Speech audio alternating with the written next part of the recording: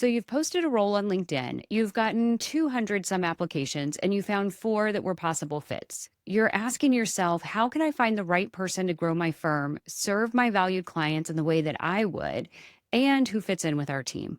Or you're on the other side. You've spent years building your skills. You understand clients and how to serve them.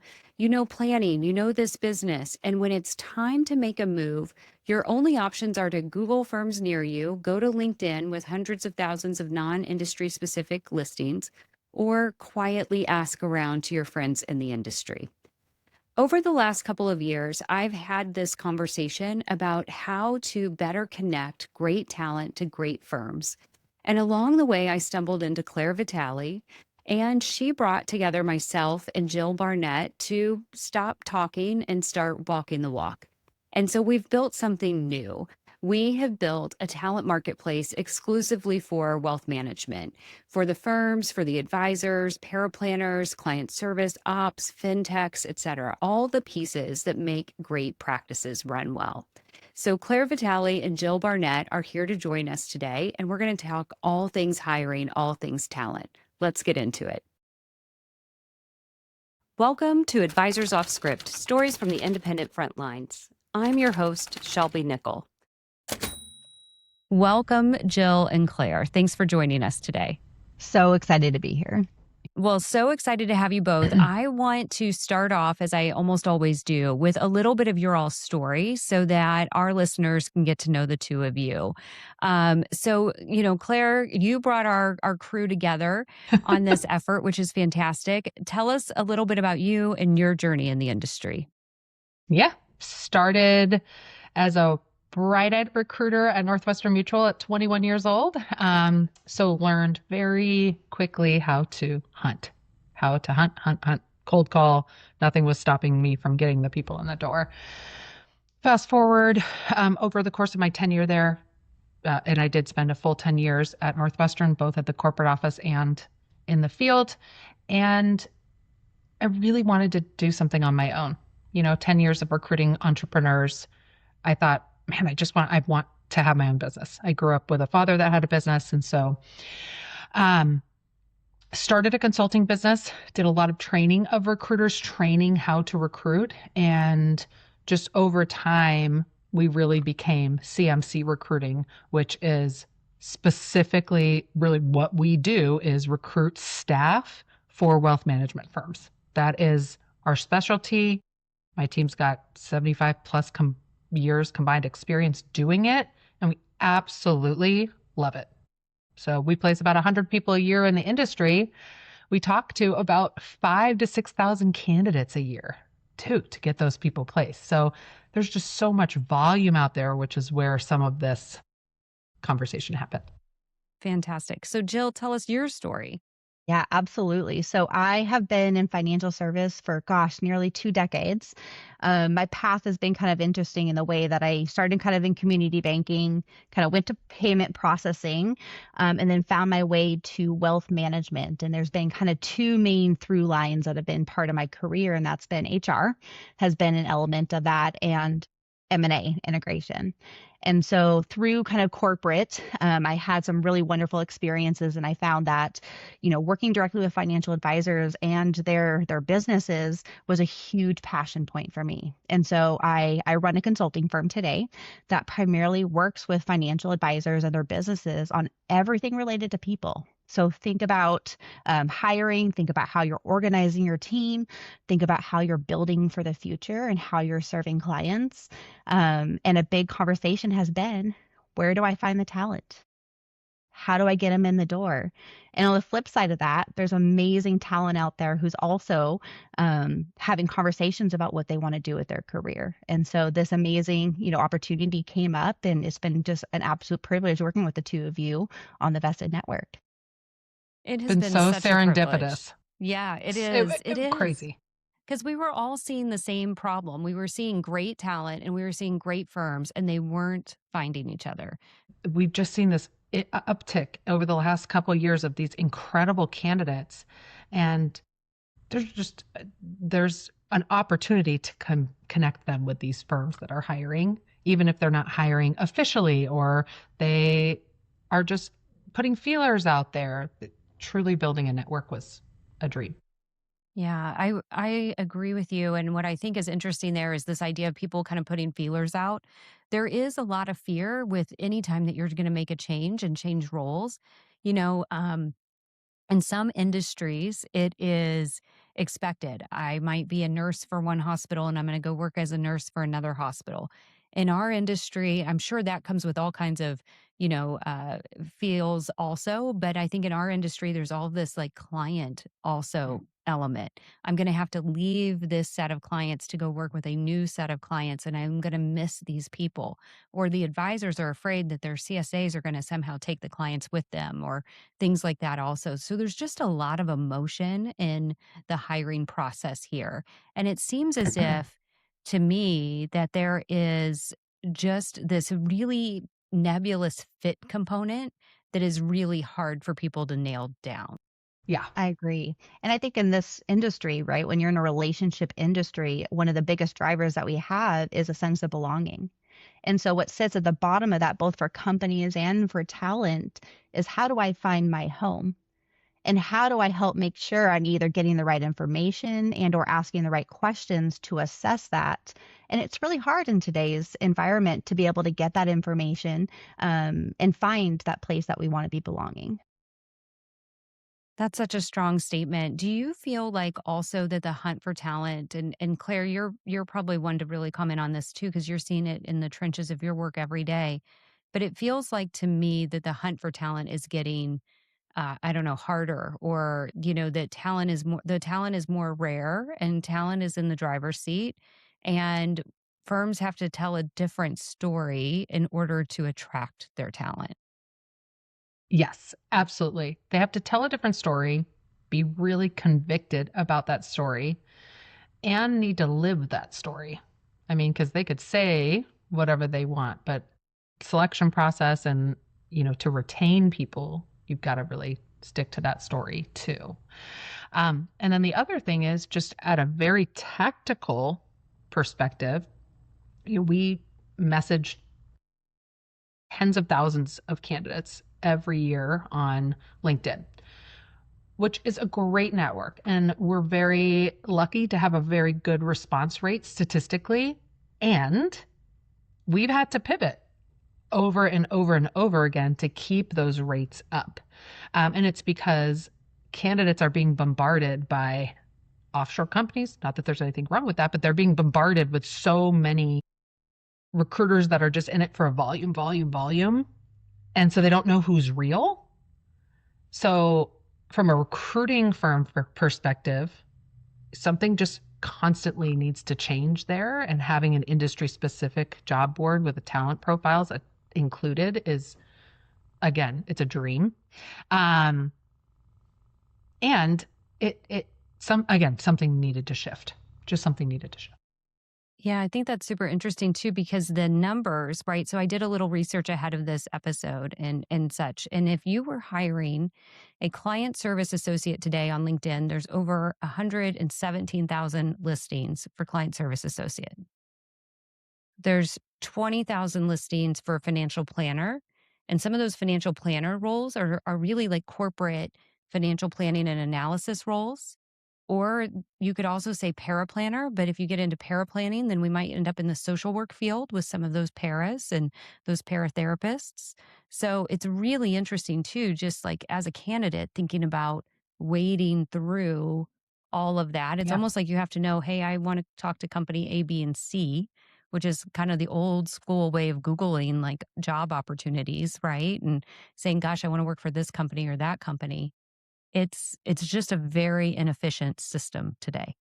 Yeah, and how many times do we hear candidates say, "Well, I applied to that job, and I feel like I was well qualified, but I didn't hear back, or I didn't whatever it may be." And the reality is, if you're getting, just like you said, if a person who is not used to recruiting is getting 500, 600 applicants and doesn't have the tools or wherewithal to be able to actually go in and filter those candidates, I mean, you almost have to have like a LinkedIn degree sometimes, or like an Indeed degree to be able to go actually search for without reading every single resume to actually search for who you're looking for out of the 600. That makes it really hard to stand out. Like, how do you stand out? And I know that's one Yes. of the things we built into this platform too. Yeah, well, let's talk about that a little bit. And I think, Jill, it goes to your comment earlier where you said this is such a relationship business. And, what we tried to build was something that wasn't just a job board, although it definitely serves that purpose as well. But we really tried to build something that was about the relationship also. When you think, Jill, from your standpoint of consulting with these firms and you think about them making the wrong hire, like, what does a bad hire actually cost a wealth management firm? Yeah, I think there's kind of two things that kind of come to mind. And I think the first will probably catch everyone's kind of ear a little bit, right? And that's that client experience. A bad hire will impact your client experience, right? Whether it's a phone call in just to make a money movement or update their beneficiaries, and that person on the other side isn't trained or providing the level of care or thoughtfulness, that can directly impact your client experience. Secondarily to that, I mean, when we make a bad hire, whether it's fit, whether it's skill or will, um, that does pull away from the team and the resources that are currently doing the work today. And so anytime I'm talking with, financial advisors and their teams about, okay, what is it that we're looking to hire? We really get into, okay, what does the skill look like? What does the knowledge look like? What does the person's approach to work kind of look like? Because at the end of the day, fit matters just as much as some of the skill, and the impact can be pretty significant. So spending the time up front, really being thoughtful about, okay, what are the trade-offs? Right? If I hire someone with high amount of background and good skill, maybe the training might be a little lower. If I want to go with someone maybe a little bit earlier career or newer to the industry, I have to know what my trade-offs are. And so a bad hire can have an impact to not only our client experience, but it can really impact our operations. And it could slow down the team at a time when most likely you can't afford to slow down.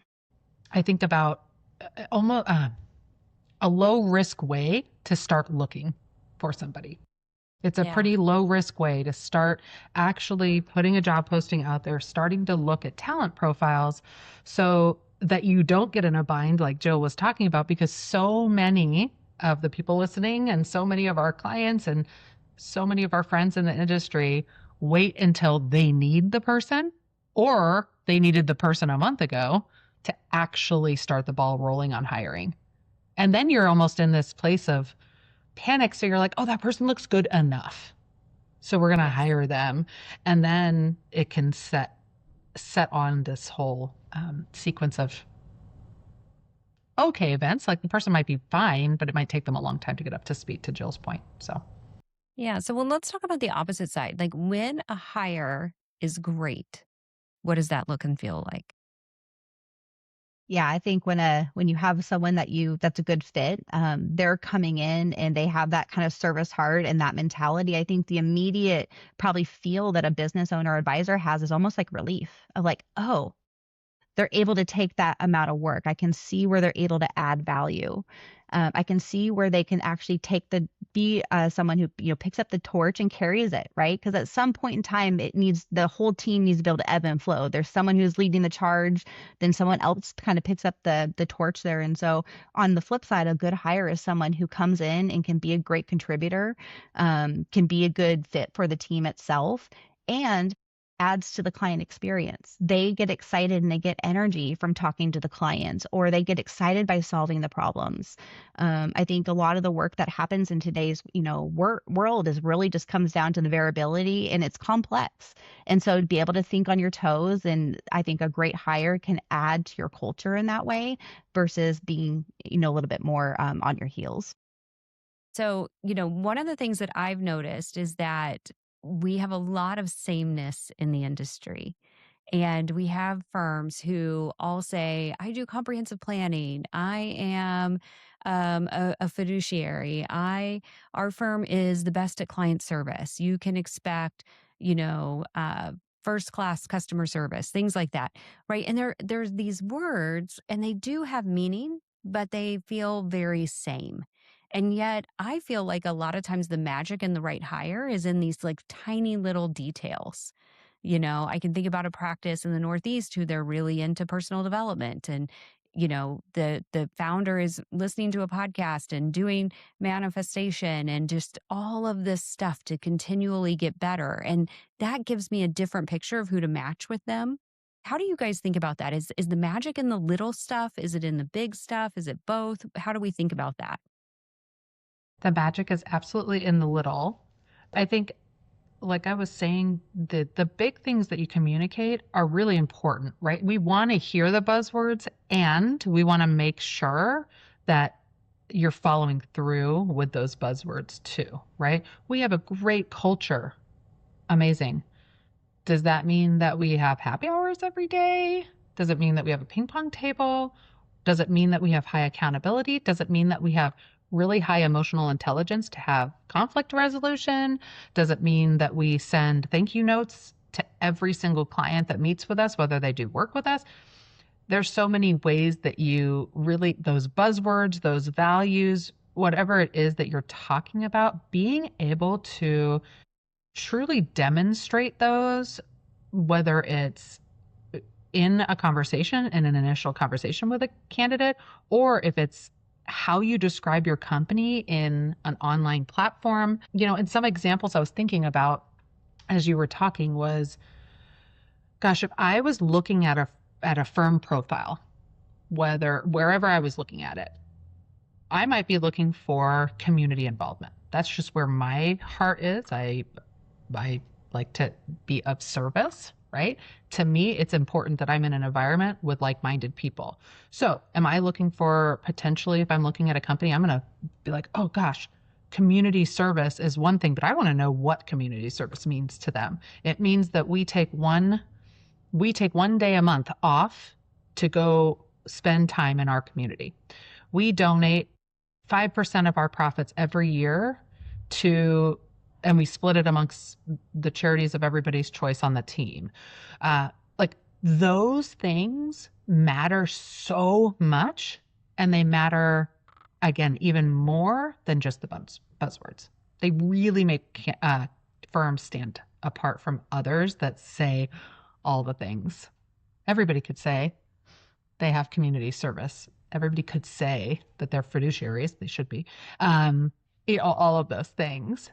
But actually doing it and putting examples to it makes such a big difference. To build on that, there's always two questions that I ask my financial advisors and my groups that I work with. It's what's the employee experience? So if I'm part of your team and I'm sitting in the seat today, what do I hear? What do I see? What do I feel? Like, what does that employee experience look like? And I think, Claire, to your point, it draws out some of those nuance points that really heighten and be specific to that culture. So what is the employee experience can be one of those really great questions that help you get to what makes us special. What helps us stand out amongst those that say, hey, we're comprehensive planning. We care about our clients. How? Answer the question of how. How do you care for your clients? How do you run your business? And if you can have 2 or 3 bullet points that speak to the how, that's what's going to resonate with individuals. And that gets back to our earlier point about belonging. What you want people to say is, this is somewhere where I can be for a long time doing the work that I want to be doing. And so kind of thinking about it through the lens of what's the employee experience will help you stand out amongst firms. I really like that a lot. And I think that's something that, certainly in big corporate, we talked about employee experience. We talked about also the hiring experience and the hiring process, and planning that out ahead of time. I think I want to shift gears just a little bit and at least talk about what did we actually build with the Vested Network. And, for the listeners, the Vested Network is the first wealth management specific marketplace of talent, and it is intended to match up talent and firms. So talent can create profiles, firms can create profiles, and you can find each other in a more kind of maybe fulsome way, a little bit more than just a job description. We really want firms to put into their profile their story. What is their employee experience? How are they? How are you displaying your client service? What are some of the things that really make you special so that the candidates, the job seekers in this case, can really see, and people in the industry generally, can see who you are, what you stand for, and they can know, is this a firm I want to be part of or not at some point in the future? Is this one I want to keep watching? Is this one that I am, my heart is attracted to join and, I want to be part of their growth story? That's what we want to get to happen with the Vested Network. Yeah, I think the one thing that I'm really passionate about is empowering individuals. So whether those are professionals, right, who are trying to find their next thoughtful step and having a little bit of the moment of like the now what. I mean, I'm sure all three of us have had that moment in our career where we're sitting there, we're like, well, now what? Is this something that I chose, or is this a path that somehow developed into something, that I didn't necessarily choose for myself? So I think empowering individuals, and I think on the flip side of that, what I'm really excited about is the access that it gives to firms of all sizes, of all different areas of the business. Where, right, sometimes we see some of the bigger access to some of the bigger firms, the well-known names, which is fantastic. And this gives almost equal footing to those smaller firms who also are seeking just as great talent and have just as great as opportunities. And so in a way, it creates a little bit more of an open environment that's a little bit more inclusive, but empowering both talent and firms, which I think is kind of magical when you can have a platform that can empower both sides, that there's a win-win. Yeah, it's so funny. So when I've been talking to people in this industry about what we built here, the first response is, oh my gosh, I've thought about that. And I'm so happy you ladies did it. Like, that's number one. Second, and I'm not joking about that. Second is, so like specifically for my business, right? The second question is always, well, what do you mean? That's going to be a direct competition to what CMC recruiting does. And it's not. Like, it is very much a compliment to it. Again, to Jill's point, there are so many firms hiring. To Shelby's point, there are tens of thousands of jobs out there, some actually relevant to wealth management, some not. One firm we can't handle. There's just no way I want to be big enough to handle all that. But also, there's firms that just don't want to work with a recruiter, or they have an internal team that they want that person to be on this platform, or they simply just can't afford to work with a recruiter who's actually going to go hunt for them, right? So this allows just this bigger access. And for anybody that knows me, I live in a extremely abundant space, like extreme. And if you don't know me, I'm telling you, I'm very, very abundant. And that's really what this platform is and why we built it. So firms at all levels can hire on there. If you want to try it on your own first before engaging with a recruiter, whether it's us or somebody else, try it that way. If you're a candidate who's starting to shop around but does not want a public profile but still wants to go check out companies and apply to jobs, but in a confidential way, there's so many ways to connect this incredible talent to these firms. And again, from an abundance perspective, why not? Just why not? One of the things I think is really interesting, and Jill, you talked a little bit about it, is this match between the firms and the candidates, but also that we wanted to create a space where small companies, solo practices, small practices could really be featured in the same way that a large practice could. And I think that's one of the things that we did, even in the pricing of how the Vested Network works, is you can be a featured company at any size with even just a single job posting. And that was such an intentional conversation amongst the three of us, that we really wanted the small practices that we all know, and small being in numbers of people often, the independent shops, we really wanted them to be able to have that same visibility as an aggregator or large firm. agree. And I think that's been really an intentional conversation that we've been having and making Mhm. sure that we're being very inclusive and very open with this network. Yeah, I think the other piece that we also want in this, and I'm thinking a little bit more like kind of down the road, right? Because we've launched what I consider, and I think what all three of us would consider is kind of the V1 of the vested network. And by the way, everybody, it's the vested, VESTED network.com, the vested network. We launched it in sort of a V1 and test and learn kind of an approach. But one of the things I know that we're all really excited about is also to share some of what we see from a resource standpoint for with people. Things like how to build your LinkedIn presence and make that great. How to build a firm profile inside of the vested network. And by the way, you can take that same content and take it over to LinkedIn too. But a little bit more of that how to and what we're seeing sort of trending in the industry. I'm really excited about some of those resources for practices, how to interview well, how to be a good interviewee, a good candidate in the interview, those kinds of things. What are you guys really excited about as you think about the platform and kind of where we see it going in the future? I think there's two things that kind of come to mind. One is, yes, providing those additional resources, right? Those things that help empower both, professionals in their career journey, navigating some of those milestones, and then also on the company side. So I think that's a tremendous value for both audiences. Where I can kind of see this platform evolving to is allowing for this to continue to evolve to be more of a network, right? Tapping into the community, which is wealth management. In my mind, I love being people centric. I know there's a huge need out there for, like, say, a mentor program. And so thinking about where this platform could potentially evolve and capturing and leveraging the amazing talent that's out there, things like study groups, right? If you have the talent that's part of this network, there's a lot of amazing things that could happen when people come together. And I think that's what's going to be really beautiful about this platform is the ability for it to evolve over time to meet the needs of the industry and where it's going.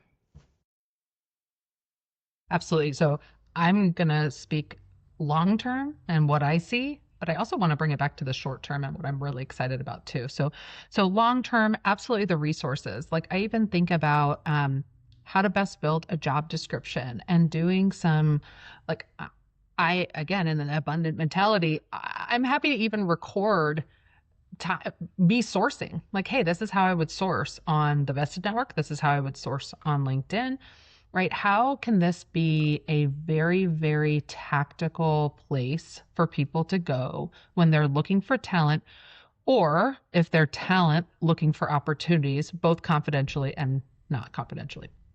So that's long term. I also am manifesting and really thinking about clients reaching out saying, oh my gosh, I have never found such great talent and so much easier than I've ever found it before. Like, I cannot wait for those conversations and for candidates to say, I'm 6 months into this company. I found them on the vested network. I would have never known about them without being on the network. Like, Mhm. that to me would be, that would just be incredible. Now, that's long term, and that could happen short term, but that's my long term dream. The short term that I'm so excited about is right now, a network is only as strong as the actual network, right? So you'll see on there, especially if you're a company, you'll see the pricing page.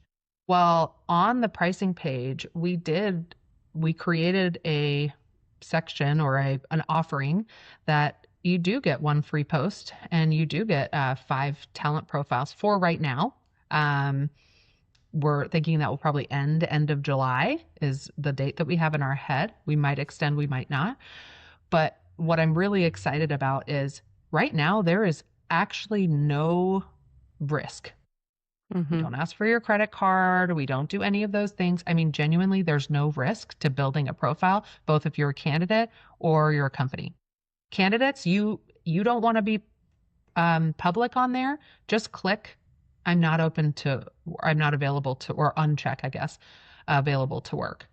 Like, So there's no risk to doing it. There's no risk to testing it out. And to me, that is so exciting.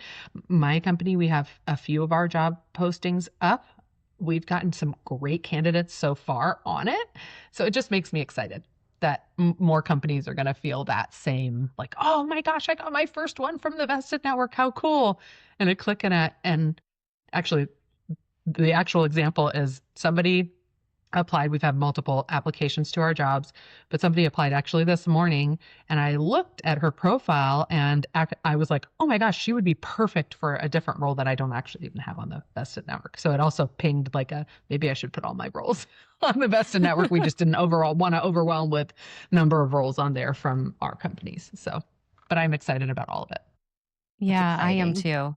I think there's always this wonderful magic. I feel like a lot of my purpose is around helping others achieve their dreams, whatever that might be, their goals in life. And so it's listening to them, figuring out what they need and helping them get there with a plan and a vision, et cetera. It's what we do in our consulting business. And it's just core to what I've done my whole life. And I just think this ability for later on for people to be able to go, gosh, I would never have known it except for the Vested Network. I think that is so cool. I just love that. Um, I want to talk about a couple of trends that we're also seeing in the industry. One of them, and Jill, I want to turn to you on this one first, is this idea of fractional support and fractional team members versus full time team members. This is something I deploy in my own business. I have multiple fractional people. I also have some full time people on our team as well. But I think it's a trend, and it really has shifted the landscape of hiring. Um, what are you seeing, Jill, from a fractional standpoint? How do you guide people in deciding should this be a fractional role or a full-time role? Yeah, I think there is definitely a rise of the fractional work model and what that looks like. I think, traditionally we've been deciding, okay, am I going to hire a 1099 contractor, right? Because that's a path. Am I going to hire a W-2 individual? And now we have this like third option in a way, which is this fractional level of expertise that we can bring into our business. And a lot of those conversations are around, okay, what level of knowledge do we need in our business? A lot of times the fractional work is going to more default to those types of roles or responsibilities that might be like accounting, for example, a fractional CFO, a fractional marketing individual. And so some of those core business services do lend itself really well to that fractional space. We also see some firms deploying fractional assistants, right, in their practices. I think when I'm having conversations with advisors and their practices, I'm really having a conversation about which roles are interacting with clients. In my view, in my recommendation is we keep W-2 roles who are working with clients. I think that's where you have the relationship, and that's where you would be investing in your headcount and your continuity. You can leverage fractional individuals, either short term or long term, to fill some of the more these strategic type needs or project type needs. I think the other thing that's playing into this is that there are some exceptional talented individuals out in the marketplace right now who might not be looking for a full-time W-2 role. They might be coming off of a 20, 30-year amazing career in corporate, and they're sitting there saying, now what? Where can I take my knowledge and my skills? Maybe I only want to work 20 hours a month. Maybe I want to be a little bit more flexible. And so leveraging a fractional resource in your business allows you to leverage the experience and the knowledge, but at a rate, at an expense level that fits your business. And it creates a win-win for both the business owner and for talent. I think that's such an important trend that we're seeing. And Claire, another one that I want to talk about is around compensation. What happens when we're working with some of our clients is we see they want a CFP and 20 years of experience. I'm making this up, being a little bit wide out there for play, but they want 20 years of experience and a CFP and all these accreditations, and then they want to pay $65,000. Tell me what we should be thinking about from a compensation standpoint and what resources might be out there that advisors could and should tap into. Yeah. Oh my gosh, your example is not that far off, to be honest. So 65 is a little low, but some people, I have people where I'm doing, market analysis for, and we'll do, uh, they'll say 20 years CFP. I want them to be able to walk in and have credibility immediately with clients, et cetera, et cetera. They don't need to bring in their own clients. That's a big differentiating factor. Mm-hmm. They don't need to bring in their own clients. We're going to pay 95 base and they can make 150 total. We're in some place where the cost of living's lower. And no, that doesn't match. We are not seeing any CFP taking less than, even entertaining a base less than probably 110, 125 right now. And there's a lot of resources out there. There's a lot of factors to think about too. So again, is this person bringing in business?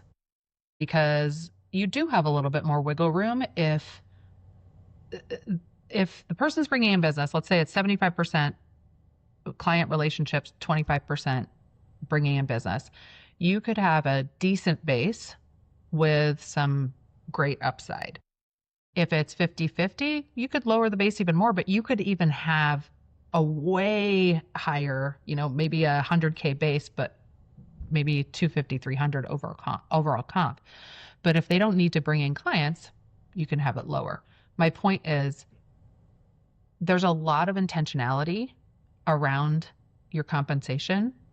I just recorded a podcast yesterday with our friends at Simplicity Ops, and the topic was compensation is not the only thing. And it's true. I mean, the compensation is important, but there's levers that you can pull to make it more attractive. So for example, it is okay to offer a little bit less, or people are taking a little bit less for flexibility. But if you're full-time in office and you're offering a low base salary, that's not going to be attractive to somebody. If there's no clarity on where their career path's going, if they're going to take that risk, you're probably going to need to pay more. So there's just so many factors that fall into compensation. Overall resources, we have a compensation study that I'll actually put in the resources section. I absolutely can on the Vested Network. I know Schwab has their data. I do find that that's a couple years outdated normally, but I could be wrong. And then companies like ClientWise, they'll put things out there too. Yeah. And I think also, people can tap into, recruiting firms a little bit as well. Tap into your friends. What have they been offering and hiring? Like, have a really open conversation about money. Yes. Especially I find candidates may not be doing this, but we all really should. It benefits the candidates, it benefits the firm, because you don't want to go down the whole path with a candidate and then find out that you're completely misaligned when it comes to a compensation need. One thing that I just want to make sure that I'm very clear about is that the compensation has to match the job description. Mm-hmm. So when you're building the job description, if you have a budget in mind of that person's salary, it needs to match. If you're paying 75, that person's not going to be a senior level person, no matter if they're credentialed or not, right? They could be an associate. They could even maybe be a senior associate. But the work needs to match. The actual work needs to match the title, which needs to match the job description. Yeah. And I definitely, most of our clients will say, I'm very generous with my staff. And when I ask them what that means, I generally find that they are. And Yes. their staff has been with them a long time. The clients love them. Like, investing in your staff is such a growth lever for your overall business. It is an economic generator that we should not, it's not a place to go cheap. There's lots of things that you can cheap out on. Staff and branding are my two hot buttons personally. Those are the things we do not cheap out on. One Yeah. thing that I'll just add to close this whole out, I think you guys touched on this, is taking a holistic role or a holistic view, right, at all the roles. And you guys touched on this, right? Understanding how those roles tie into market data, right? It's okay to make independent decisions for each role. Am I going to be at market? Am I going to be lower than market? Am I going to pay a premium? Right? Have an intentionality though around your compensation structure for each role and how that impacts your business. There will always be trade-offs. To your point, if you're going to hire someone with a little bit lower of a comp who's going to require a little bit more training, that is a trade-off. So tie your compensation and your role to market data and understand the trade-offs. If you go That's this path, what's going to be the trade-off? And that's what's going to set you up for success. I think that's such an important comment. It also makes me think about the firm profiles. And Claire, you kind of hit on this as well when you talked about you can maybe pay a little bit less if you're going to have a higher flexibility role, like a hybrid role. I'm going to work 2 days a week at home and 3 days a week in the office. I, as a person, or the candidates are seem to be a little bit willing to take a slight cut on pay in order to have a more flexible workplace. If you believe in a flexible workplace and that is something that you and your team are dedicated to, make sure you reference that in your profile, whether it's at Yes. Vested Network or it's at LinkedIn. It's part of your employee experience. So we really want to highlight those things because those are the little details that will really make you stand out. And just because you put hybrid on there, you're not giving people the permission to not work at home, right? You're just saying for good workers, we're still going to keep our expectations high. We're still going to have really wonderful contributors and expect that of them, but we're going to give them the gift of that flexibility at the same time. I like that. Another one that falls into that category is tenure of your team. I know we've talked about it in this conversation, but adding that to either your profile or on LinkedIn, I mean, my goodness, I would absolutely be more inclined to go to a firm that the tenure's 5, 10 years versus one that doesn't mention it because that means It it's has a probably lot not of great. turnover. Mm-hmm. Yeah, yeah. It's an indicator if you don't mention it. That's a really great point. Before we wrap up, I want to talk also about the founding partner opportunity. This is something that, the Vested Network officially launched, I think, what was it, like 10 days ago, ladies? Mm-hmm. I think that Yes. we sent out the LinkedIn message roughly 10 days ago. And the response to it has just been fantastic. We've been having lots of one-on-one conversations as well. But we are holding some spots for podcast listeners as founding partners. And so if you would like to be a founding partner of the Vested Network, it enables you to go ahead and set up a profile. You can have a couple of months for free. You can post some roles, really get some experience in it. What we're asking of you in return is that one, we can feature you and feature your firm, which is fantastic, but also that you share with us what you think, because we want to continue to make this platform better. And we all come from a product of test and learn. And you listeners know me and how much I love my data and my research. And so I want some feedback along the way from these folks. But absolutely looking for free unlimited postings for the first several months, partner badges on your profile, et cetera. We'd love to be able to feature you and your firm. So please do reach out to any of the three of us and we can get you set up with that. All right, ladies, I always like to end the podcast with a little bit of a lightning round. I'll go kind of back and forth. So, Jill, what is one thing that wealth management firms get wrong about hiring? Not highlighting who they are as a firm. Yeah, How yeah. does it feel They're to just work not there? telling their story. Yeah. Yeah. I want to know how it feels to sit in the seat. Yeah. And Claire, what is a role that you think is kind of chronically undervalued at many firms and really shouldn't be? And you see it as just such an unlock for a firm. The executive assistant, Oh, interesting. I did not hands expect down. that answer. Mm-hmm. Really? Oh, Okay. well, you all know that my my executive assistant who started with me 6.5 years ago, almost 7 years ago now. I mean, now she's the COO, but still serves kind of both capacities. I mean, she can run the business. If I need to go Yeah. out for foster care, whatever it is that is going on in life, nobody knows. Yeah. Yeah. What is one thing that you wish principals or firm owners would do before they would post their next role? Jill, you would be a perfect answer for this. I would have them make sure their job title resonates with candidates.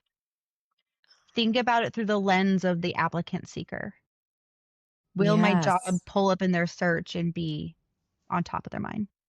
Yes. Okay. Is it how they think of themselves?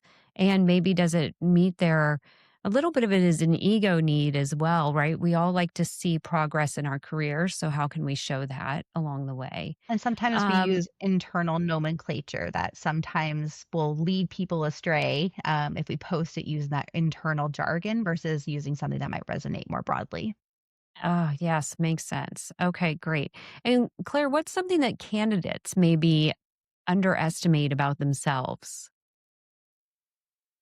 Their value and how much they are interviewing the firm as well. Yeah. Yeah. I agree with that. It's sometimes I feel like candidates need to just really look at it as a time to take agency, right? Like we do have agency over our lives and we should behave that way inside of interviews as well. In a nice way. We don't want to be jerks. You won't get hired then, but we want to make sure it's a fit for ourselves. Yeah, it's mutual. So they are interviewing you, you're interviewing them, and it's okay that you say no. It's okay that you negotiate. It's okay. They're ready for all that. So Yeah. give yourself the permission to do that. Yeah. That's wonderful. Great tip. All right. Our closing question, I'll ask it to both of you, is in honor of the name of the podcast, it's Advisors Off Script. What is a way, Jill, that you are living an off script life right now? Ooh, currently living off script. I'm being very present in life, meaning I am being very active enjoying the FIFA World Cup in town. And so my off script is just being very present in what's going on in my environment around me. Oh, that is a little off script, right? We can get so caught up with everything going on around us. That's wonderful. Claire, how about you? I feel like I just live in this off script life. I Foster care is the first thing that comes to mind when I think about an off script life. It is a Yeah. unique lifestyle, not lifestyle, but it's a unique choice for our family that comes with a lot of beautiful, beautiful moments and very, very hard ones. So um, that's my personal off script. My professional off script is starting another company, and I'm loving it. Yeah. I just absolutely love it. So fun. I am so grateful to work with the two of you on this. And this has Yeah. been such a fun partnership. And, we went so quickly from first conversations to, getting this out the door. And I just think it was because we were so aligned and we had seen this problem for so long before we came together. Yeah. All Absolutely. right. Well, thank you both so much for being here. Really appreciate this. To our listeners, if you've ever posted a role and then been doesn't really disappointed by what came back, this episode and the Vested Network has been for you. And then candidates, if you've ever felt like you were invisible to the firm and that should have found you, this is for you. If you've ever looked at the tools available and said, we deserve better, this episode and the Vested Network is for you. It's now live. Go to the Vested Network, VESTED network.com, and be among the first of the firms to enter the platform. I know this was a little bit of a commercial, guys, today, but really excited about what this means for candidates and for firms and for filling this industry void that Claire and Jill and myself have been seeing. So thank you for listening. Please subscribe, share this with a firm leader or colleague, and we'll see you next time on Advisors Off Script. Thanks, ladies.